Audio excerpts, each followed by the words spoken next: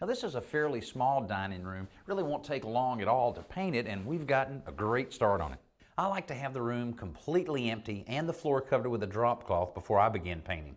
Remove any dust or cobwebs from the walls using a broom, and all the trim should be wiped down with a wet cloth or a degreasing cleaner if necessary.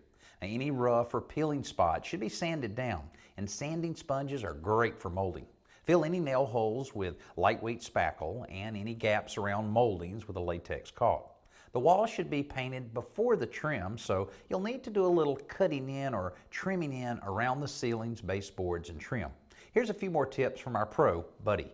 Concentrate on your lines, stab your corners, attack those corners, go right to that corner, to the ceiling, pull, to the corner, and pull, to the corner again, and pull your line.